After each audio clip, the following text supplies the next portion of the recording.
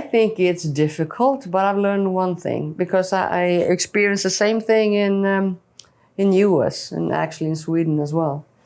When you don't bring in, comes to don't take anything for granted. When you don't bring in experienced player, you have journalists asking, this and that. But, and there will be a conversation with the players or whatever. I always go back, I'm a team player, what is best for the team? So if you look at the time we have going to the World Cup and the transition coming in with new players, we made a decision there. I don't think everybody liked it, but it doesn't matter, we made a decision. Okay, if we're gonna compete on the highest level, and I'm talking about those 10 countries that are gonna win the World Cup, we need to have the courage, and that's an important word, Coragem, to make that decision and stick with it.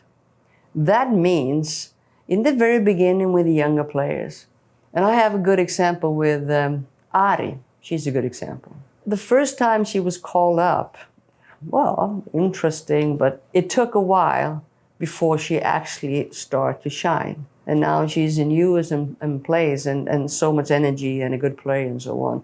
So you have to be patient with the player, because you have just given away many years when Formiga's not even here. So instead you bring in a lot of enthusiasm. They are a little bit nervous, but you have to deal with that. Because if the young player grows on you, and they will also be contagious for the team. So that is a little bit of a balance. You can't just get away of all the players, all experienced players.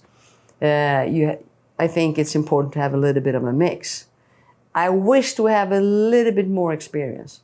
On the other hand, I just look at those Ari, Caroline, or Tainara, or I think they're gonna be fine. Wow.